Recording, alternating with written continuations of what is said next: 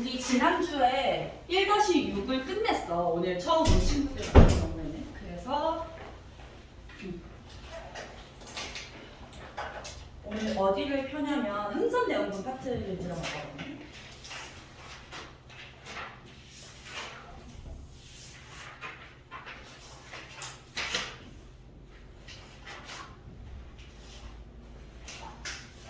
(54쪽이네) 54쪽.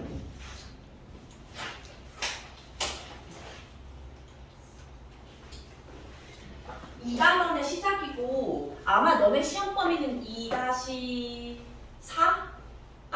하거나 선생님이 욕심내면 2단원 끝까지 나갈 수도 있을 것 같긴 해. 아직 뭐 시험 범위 어디까지 하겠다 얘기 안 해줬지. 2단원 주제 18까지 나가는 거. 주제 18. 주제 18가 그지? 네, 한번 봐보자. 이런 말 남은 김에. 주제 18.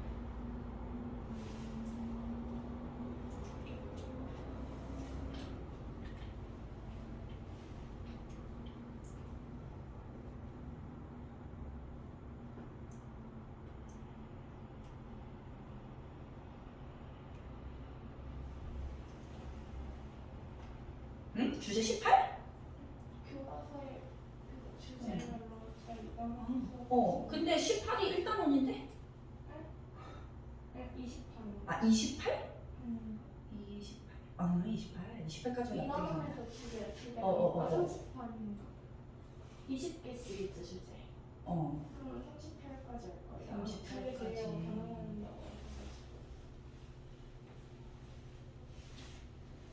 2단원 끝까지 나가려고 하나 보다.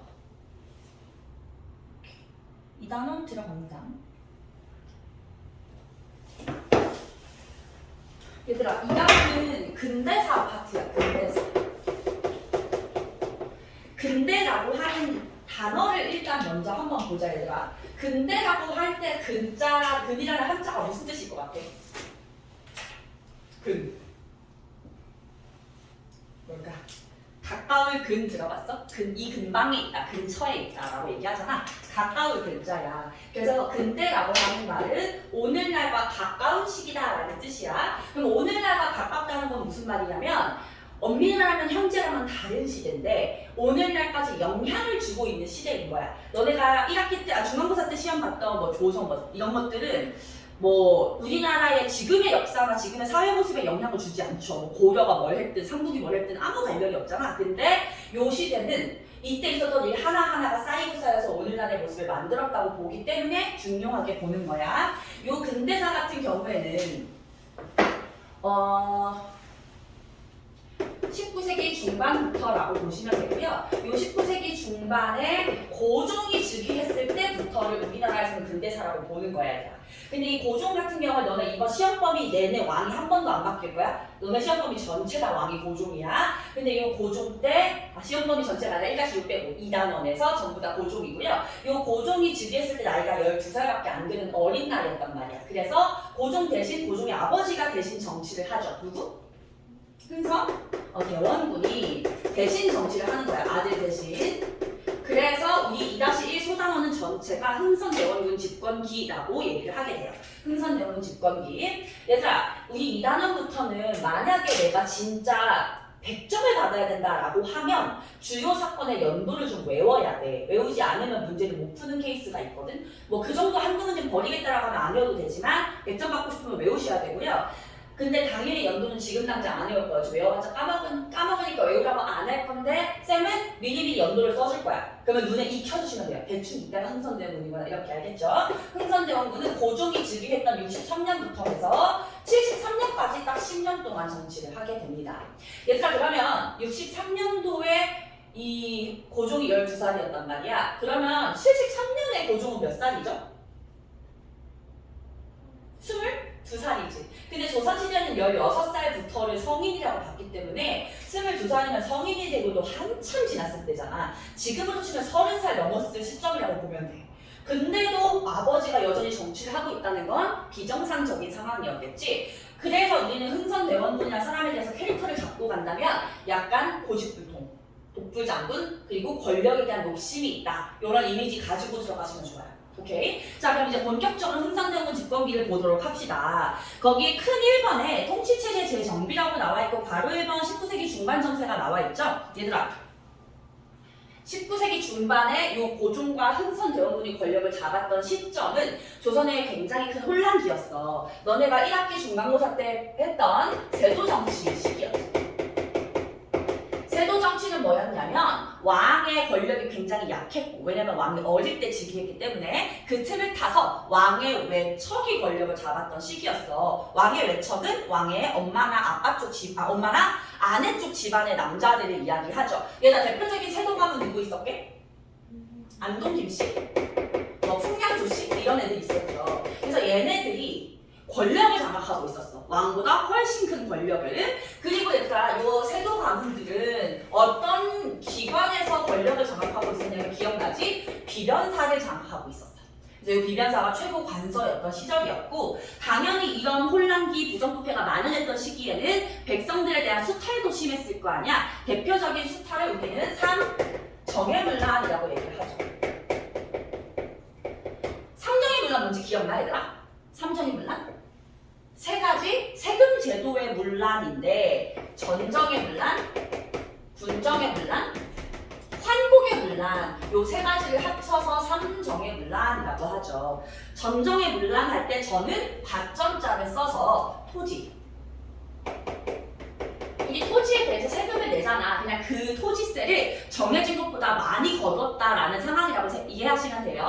군정의 문란은 군사제도랑 관련이 있는데 남자들이 1년에 뭐 며칠씩 군사 훈련을 받으러 가야 되는데 못 갈 경우에 군포라고 하는 옷감으로 대신 냈었어. 들었어요?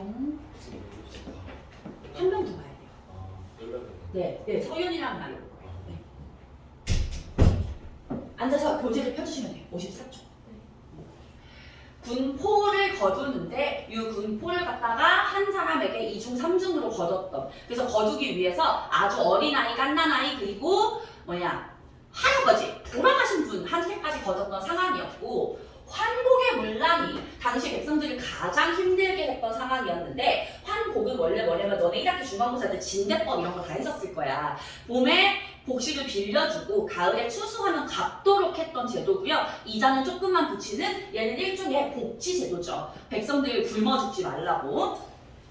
그래서 사실 얘는 세금이 아닌데 불구하고 왜 백성들이 힘들게 했냐면 세금처럼 바뀌었다는 거야. 그냥 아예 강제로 빌려줘 버리는 거지. 강제로 빌려주면서 이자를 2배나 3배까지 받았던 상황이었고 빌려줄 때 썩은 쌀을 빌려주고 되돌려받을 때 새 쌀을 받았다라고 기록이 남아있죠. 그래서 요 세 가지가 백성들 굉장히 힘들게 하고 있었다. 요거를 흥선대원군이 어떻게 해결해 나가는지를 볼 거야. 알겠죠? 그래서 지금 거기 보시면 19세기 중반 국내 밑줄 쳐볼게요. 세도정치 밑줄. 세도정치 밑에다가 비변사 써놓으시면 좋을 것 같고요. 삼정의 문란 밑줄. 그래서 우리가 지난주에 배웠던 홍경래의 난이라든가 임술 농민봉기 같은 상황이 벌어지고 있었던 상황이었던 거죠. 그런데 이런 국내적인 문제만 심각했던 것이 아니라 국외적인 문제도 조금 발생을 하고 있었는데 얘들아 요 19세기 중반이라고 하는 시기가 세계사적으로는 강대국들이 너네가 알고 있는 영국, 미국, 프랑스 같은 국가들이 아시아로 진출해서 식민지를 만들고 있었던 시대였어. 너네 영국이 인도를 식민지배했다 이런 말 들어봤지? 그러면서 아시아로 진출하고 있었던 참이었고 사실은 그 서양의 강대국들은 아시아로 들어간다 할 때 가장 원하는 국가가 어디였을 것 같아? 서양 애들이 가장 중요한 타겟으로 삼았던 국가는 중국이죠. 당연히 중국을 원하지 않겠어? 중국에 가장 많은 물산과 문물이 있으니까. 그런데 중국으로 배를 타고 가다가 뭐 바람 불어서 삐끗하면 일본으로 가고 삐끗하면 조선으로 가는 거야. 그래서 이제 조선 앞바다에도 서양의 배들이 들어오기 시작을 합니다. 그런 서양의 배를 거기 보시면 이양선이라고 부르죠. 이양선. 이양선은 모양이 다른 배라는 뜻이야. 얘가 서양의 배 같은 경우에는 저기 뒤에 앉아주시고 지금 수업 촬영 중이어가지고 조심해서 앉으세요. 손 다쳤어?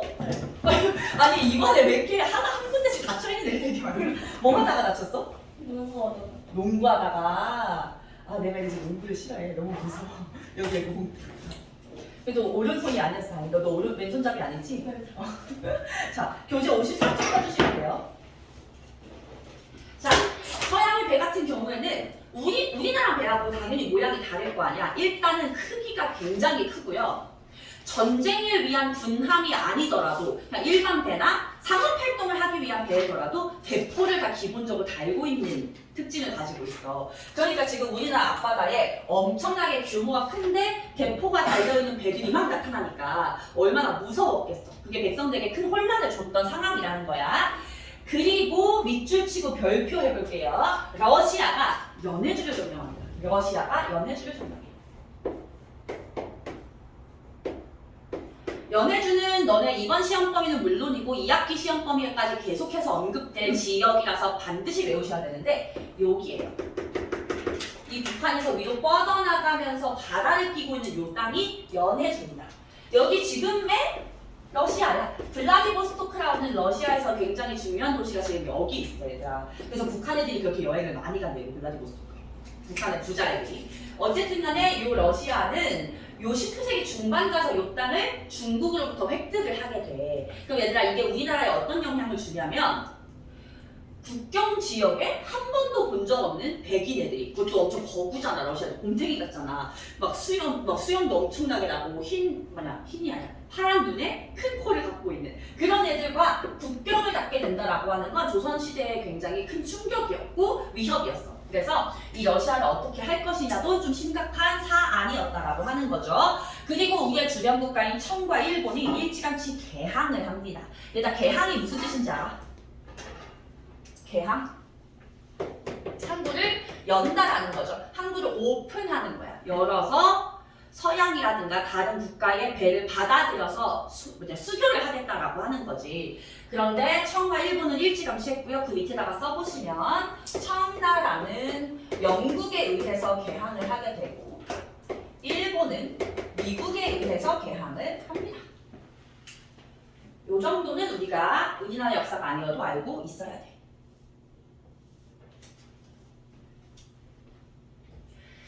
이러한 상황 속에서 고종이 왕이 되고 흥선대원군이 권력을 잡았다는 거야. 그러면 흥선대원군이 지금 해야 될 일은 국내적으로 부정부패를 갖다가 해결하고 백성들의 생활을 안정시켜야 되고 대외적으로는 외국 애들, 특히 서양 애들이 들어올 때 어떻게 할 것인가에 대한 조선의 입장을 정해야 된다는 거죠.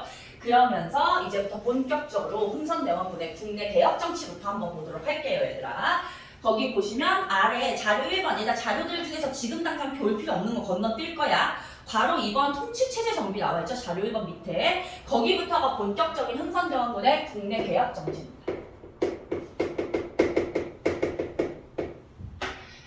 근데 얘들아 흥선대원군의 국내 정치, 국내 개혁의 목적을 한번 살펴볼게. 일단은 아까 흥선대원군 집권하던 당시가 세도정치 시기였잖아. 세도정치 시기에는 왕권이 강했어, 약했어? 매우 약했죠. 그래서 이 사람은 왕권을 강화시키고 싶어요. 요게 목적이야. 어디 여기에다가 쓰세요. 흥선대원군 국내개혁 정책의 목적은 왕권을 강화하는 거. 그리고 백성들 생활이 너무나 불안정하기 때문에 민생을 안정시키는 것도 목적 중에 하나 있어. 이렇게 8글자. 왕권 강화와 민생 안정이 목적이었다.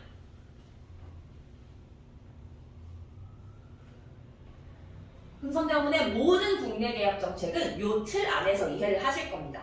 근데 얘들아 왕권을 강화시키려면 반대로 누구 세력은 약화시켜야 돼? 세도 가문. 그치, 걔네를 포함한 전체적으로 봤을 때 양반의 힘을 약화시켜야 되잖아. 그리고 민생을 안정시키려면 백성들을 괴롭히는 또 누구를 공격해야 돼? 백성을 괴롭히는 게 누구죠? 요것도 양반들이야. 그래서 이렇게 하기 위해서는 어쩔 수 없이 양반들, 특히 세도가문 얘네들을 공격하는 방식으로 정치를 할 수밖에 없다. 이렇게 되는 거죠.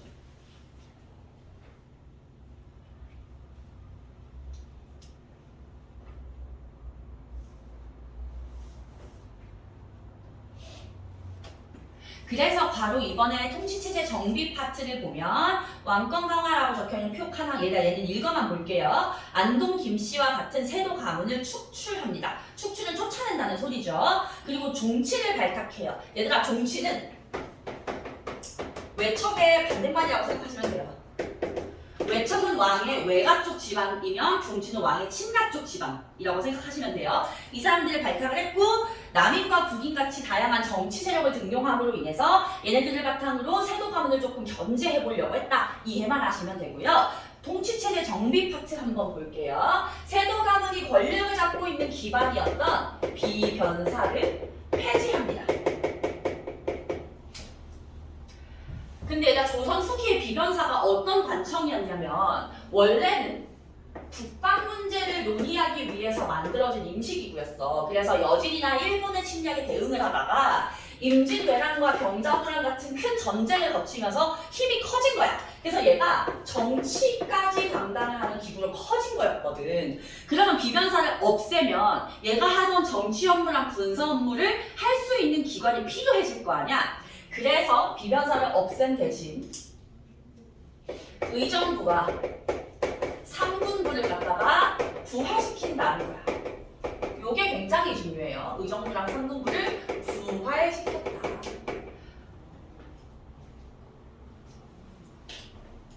의정부는 비변사가 하던 정치적인 권한을 다시 가져오는 거고 삼군부는 군사적인 권한을 가지고 오는 거지. 얘들아, 권력이라는 건 한 곳으로 몰리는 게 좋은 거야? 분산되는 게 좋은 거야? 분산될수록 좋은 거죠. 그래서 비변사라는 곳에서 모든 걸 다 하던 것보다 지금 더 안정을 찾아가는 모습이라고 이해해 주시면 됩니다. 그리고 이 시대가 되면 법전을 좀 개편을 할 필요가 생겼어. 왜냐하면 상황이 예전과 달라졌기 때문에. 그래서 대전회통이라고 하는 법전을 갖다가 편찬했더라. 대전회통. 요거는 외우셔야 돼요. 어쩔 수 없이. 요거는 그냥 기본적인 통치체제 정비. 그리고 요렇게 해서 뭔가 내부적인 체제를 가진 이후에 굵직굵직한 정책들을 시행해 나가기 시작해. 그래서 걔네들을 쌤이 파란 글씨로 써서 굵직한 애들을 보도록 할게요. 얘들아, 첫 번째 굵직한 독특한 정책은 경복궁 중건이야. 경복궁을 갖다가 다시 짓겠다고 하는 건데 경복궁은 왕이 사는 궁궐이죠. 말하자면 그냥 왕의 집이라고 보시면 돼요. 근데 얘가 불에 타서 쓸 수 없는 상황이었던 거야. 언제 불탔게? 임진왜란 때 불탔었어. 근데 임진왜란이면 이 흥선대원군 집권기보다 한 250년 정도 앞선 시기거든. 근데 그 250년 동안 다시 만들지 않고 있었던 거야. 왜 그랬을까? 뭐가 없어? 돈이 없어.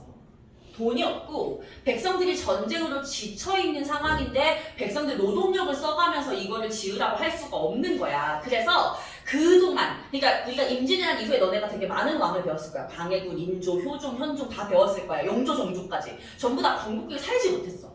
뭐 창덕궁, 창경궁, 덕수궁 이런 데 가서 살았던 거야. 근데 그런 궁궐들은 우리한테 느낌이 안 오겠지만 조선시대에는 별장 같은 곳이거든. 그러니까 우리가 지금으로 치면 삼성이라는 기업이 있는데 삼성 회장의 집이 불탔어. 근데 회장이 그 집을 다시 짓지 않고 집을 그냥 내버려 둔 채로 별장만 다니고 있다고 생각해봐. 그럼 우리가 삼성이라는 기업에 대한 신뢰를 가질 수 있겠어?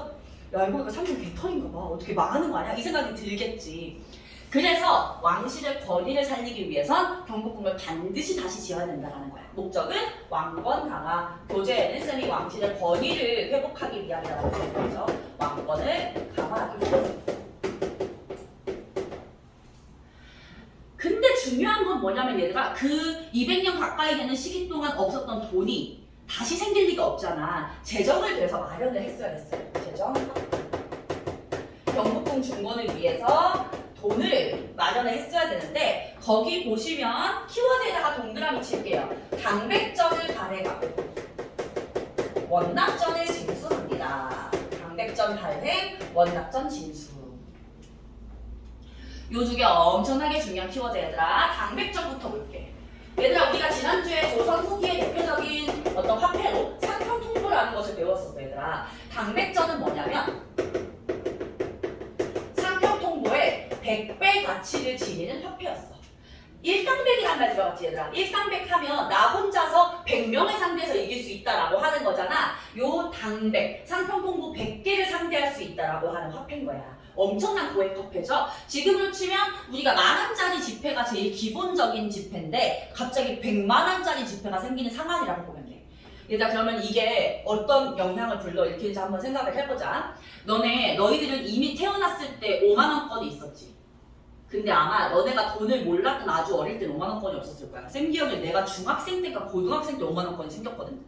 그 전까지는 만원권이 제일 고액 화폐였어. 그래서 나는 5만원짜리가 생긴다고 하니까 너무 뜬금없어가지고 진짜 구라치는 줄 알았어 전부 다. 근데 거기다가 막 신사임당을 넣는다는 거야. 신사임당도 좀 뜬금없잖아 얘들아. 그래가지고 세종대왕보다 더 높은 돈에 신사임당 들어가고 말도 안 되지 막 이랬는데 진짜 생겼더라고.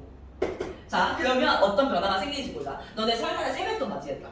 세뱃돈 받을 때 쌤은 어릴 때 진짜 화폐 가치가 지금보다 더 높았기 때문에 세뱃돈을 1,000원도 많이 줬다.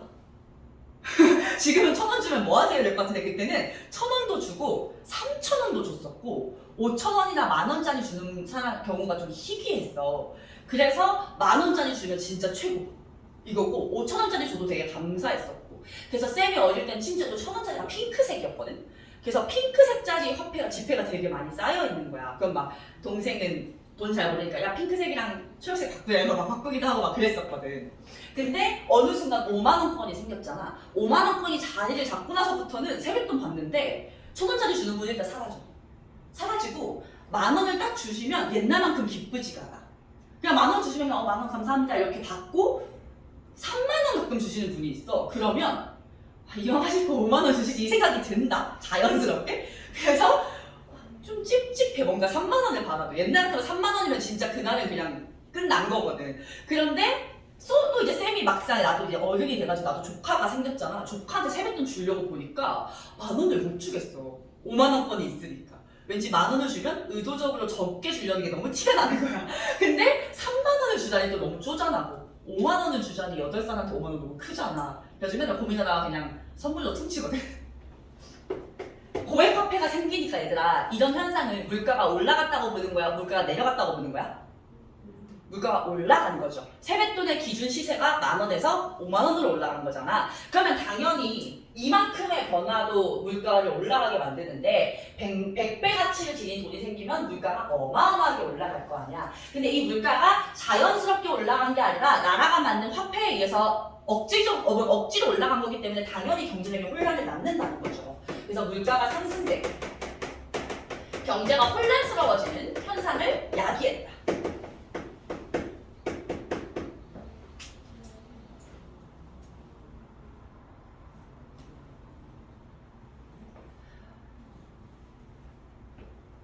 그리고 원납전은요, 얘들아 원납전이라는 단어는 삼행시라고 생각하시면 돼요. 원해서 납부하는 돈이라는 뜻이야. 원해서 납부하는 돈, 한마디로 기부금이죠, 기부금. 나라에서 경복궁을 짓는다고 하니 제가 재산을 털어서 기부를 하겠습니다 라고 하는 돈인데 거기 서술어 보시면 징수라고 적혀 있잖아. 기부금을 강제로 뜯어간 겁니다. 그러니까 당연히 사람들의 불만이 컸겠지. 거기다가 플러스로 경복궁을 짓는데 필요한 노동력은 백성들을 불러다가 시켰어요. 백성의 노동력을 함부로 동원을 했다. 그럼 백성들은 자기 농사 지을 시간도 없어 죽겠는데 끌려가가지고 경복궁을 짓고 있는 거야. 얼마나 힘들었겠어. 거기다가 나무를 갖다가 써야 되는데 좋은 나무를 쓰겠다면서 전국 방방곡곡을 뒤지고 다녔고 어디 보니까 여기 나무가 좋더라 해서 가져온 게 대부분 양반들의 묘지림이었던 거야. 양반들이 자기 조상님과 그 부모님을 갖다가 모셔놓은 묘지들 있는 곳 있죠. 양반들은 좀 터가 좋은 데다가 이런 걸 만들 테니까 거기 나무가 좋다는 거지. 이걸 갖다가 다 벌목혀.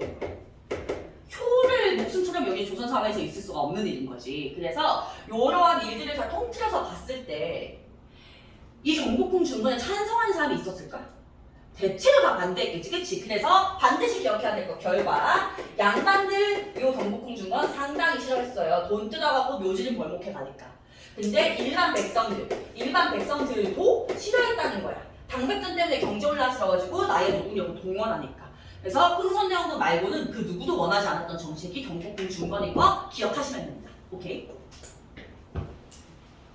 그 다음 두 번째 흥선대원의 정책으로 내가 여기다 순서를 맨 아래 서원 철폐를 넣어놨죠. 서원 철폐. 얘들아 조선 후기 서원 기억나니? 조선시대 서원. 조선시대 서원은 원래는 성리학을 연구하고 공부하는 곳이었다가 붕당 정치가 변질되어 있다가 그 붕당들이 모여서 뭔가 상대 붕당을 탄압하는 국리를 하는 그런 구조 변해 있었단 말이야. 그런데 심지어 이 서원은 세금을 내지 않는 면세의 혜택을 갖고 있었어. 토지는 또 많아. 토지를 많이 갖고 있는데 세금을 안 내. 거기다가 얘네가 점점 변질되어 감에 따라서 백성들을 갖다가 수탈하기 시작했어. 그러면 서원이라는 존재는 국가에 도움이 되는 게 한 개도 없는 거죠. 그래서 서원을 갖다가 다 없애버린다는 거야. 원래 전국에 600여 개의 서원이 있었는데 그 중에 제대로 된 기능을 하는 47개를 제외하고는 전부 다 없애버렸어. 600개 중에 47개면 진짜 거의 대부분을 없애버린 거지. 그럼 얘들아 잘 생각해봐. 이렇게 서원을 없애면 양반들은 좋아했을까 싫어했을까? 양반들은 싫어했겠지. 서원이 자기네 근거지니까 양반들 반발이 굉장히 컸어요. 그러나 일반 백성들은 좋아했을까 싫어했을까? 어제까지 나를 수탈하던 기관이 사라졌잖아. 민생 안정에 도움이 됐겠죠. 백성들 좋아합니다. 그리고 국가 재정. 국가 재정은 더 좋아졌을까? 더 안 좋아졌을까? 더 좋아졌겠죠. 왜냐면 이 땅들이 이제 세금을 내는 땅으로 바뀌었기 때문에 그 땅에서 세금을 거둘 수 있게 돼. 국가 재정까지 확보가 된다. 오케이? 이런 거는 서원철폐는 내용이 별게 없기 때문에 그 영향을 시험에 많이 해요. 특히 서술형 같은 거 굉장히 잘 나와. 가볍게 보는 거야. 여기 뭐 교과서 표현으로 쓰느라 단어가 어려워 보이지만 간략하게 내용만 보시면 이거를 끝이에요. 서원철폐. 그 다음 뒷장 넘어갈게요.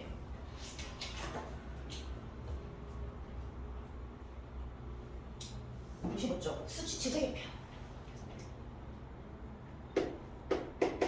얘들아 수치체제가 무슨 뜻이게? 수치체제?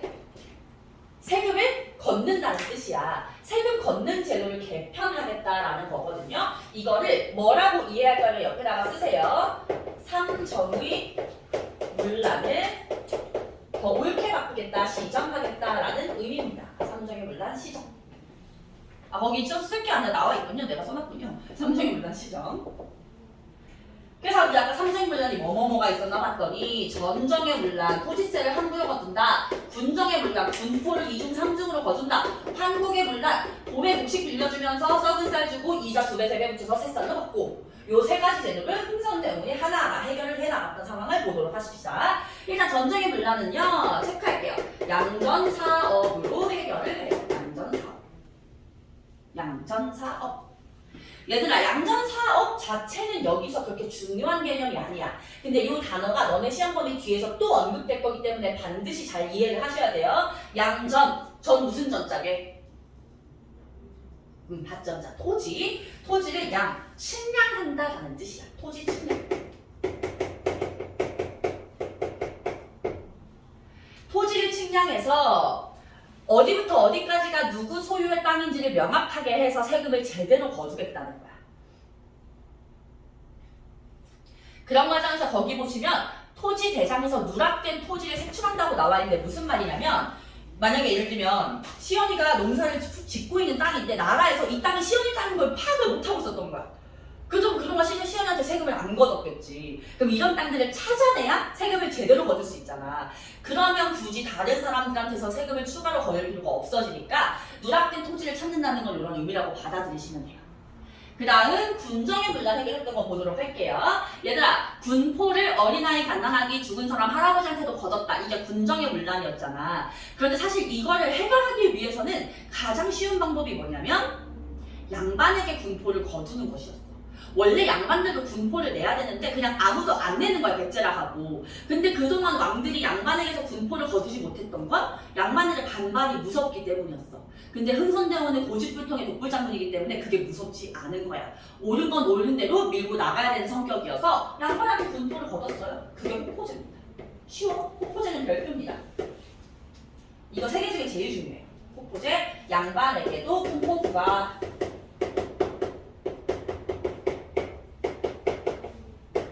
원래 내야 되는 거 내라고 한 거야. 근데 얘들아 그러면 요 호포제 59세에 대해서 양반들의 반응은 어땠을까? 좋아했을까? 싫어했을까? 싫어했겠죠? 안 내도 되는 거 낸다고 생각했겠지. 얘네는 백성들 생활이 좋아졌을까? 안 좋아졌을까? 좋아졌겠지. 양반한테 거두면 백성들이 내야 되는 몫이 줄어드는 거잖아. 그리고 국가 재정도 제대로 확보가 되겠죠.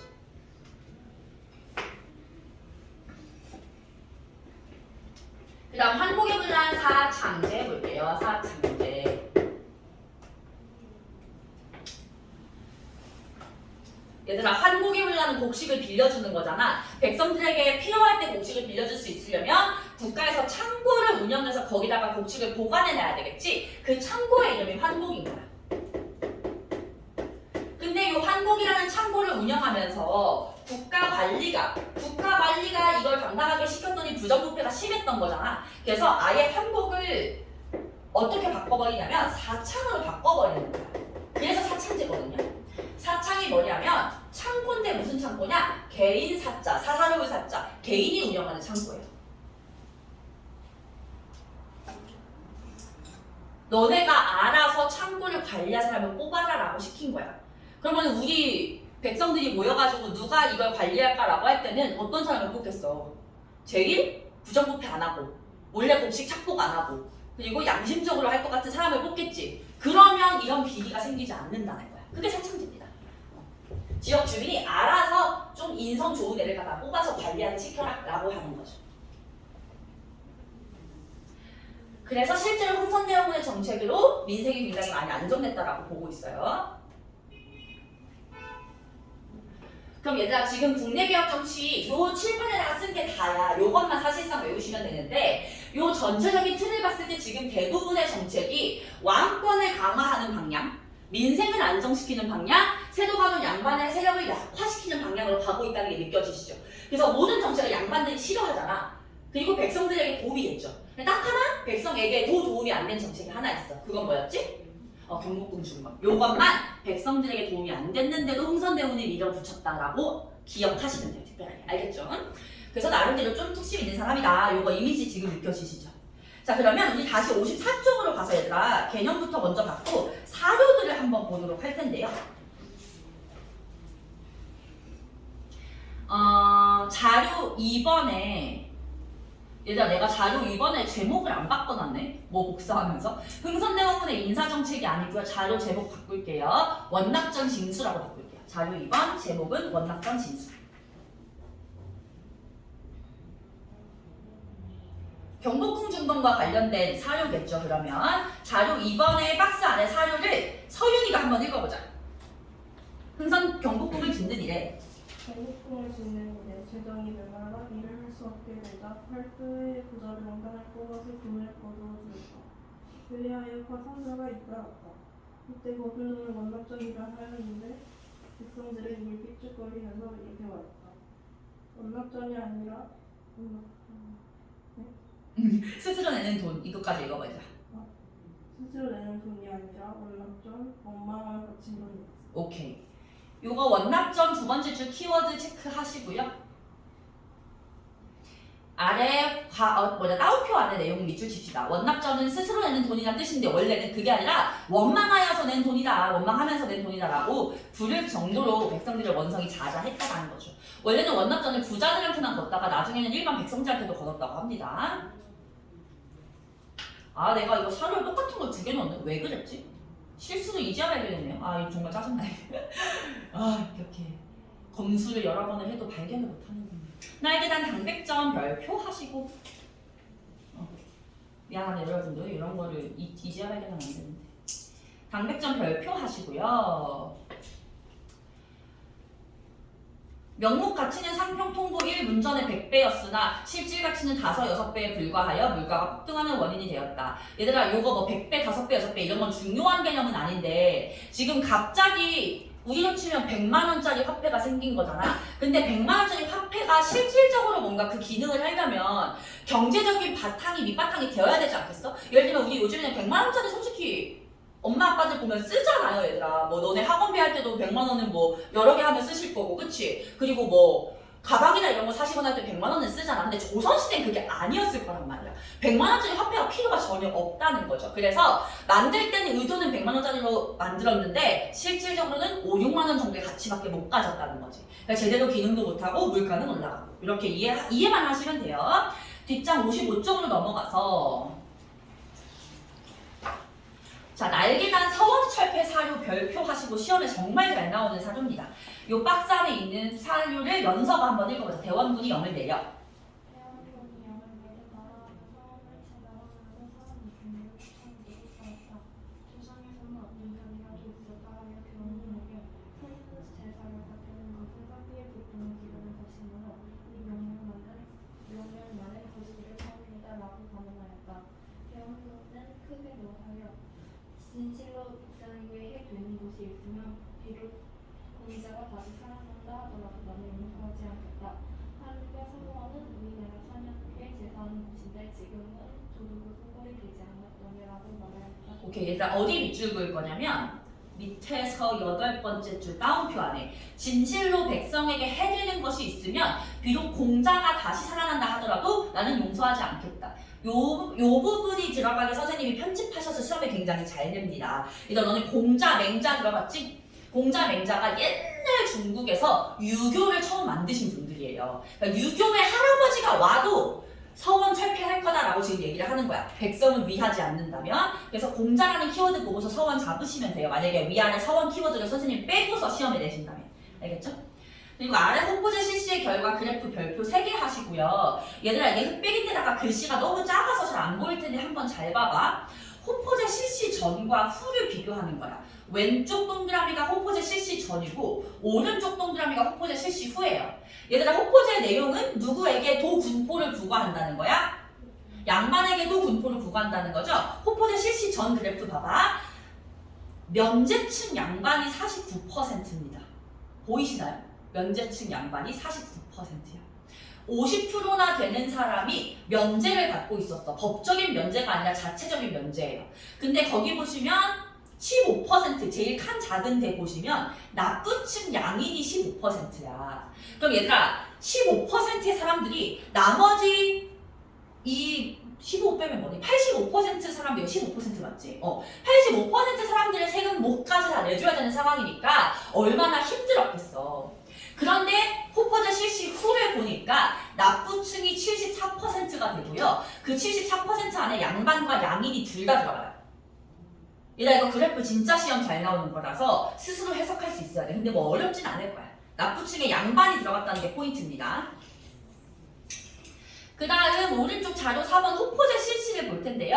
호포제 찬성 사료랑 호포제 반대 사료가 있는데 반대 사료만 볼게요. 호포제 반대의 사료를 정익이가 한번 읽어보자. 근래의 호포가. 근래 호포가 한 번 나오면서 등급이 논란해져 요새같으나 성부의 하인들이 똑같이 취급되고 생활 구별이 없어졌으니 한편 드럼을 이길 수 없습니다. 단지 황고나 백골만을 불쌍히 여겨서 귀천에 관계없이 고르게 배분하려는 뜻에서 나온 것에 지나지 않습니다. 명분이 한 번 무너지면 나라는 앞으로 어떻게 다스리겠습니까? 부디 호포를 확보하여 명분을 가로잡으며 분해를 바르게 하여 뜻하지 않은 사랑을 내쳐. 오케이, 첫 번째 문장 밑줄 칠게요. 호포가 한번 나오면서 등급이 문란해져 벼슬아치 선비 하인들이 똑같이 취급되고 상하의 구별이 없어졌으니 양반에게도 군포를 거뒀다는 상황이 양반들에게는 신분의 구별도 없어졌다라는 정도의 어떤 위협감을 줬다라는 거죠. 그래서 이제 양반들이 얼마나 크게 반대했는지 알 수 있습니다. 됐나요? 자, 그럼 얘들아 우리 여기서 좀 애매해가지고요. 지금 좀 일찍 쉬는 시간을 갖고서 뒷부분을 이어서 보도록 합시다.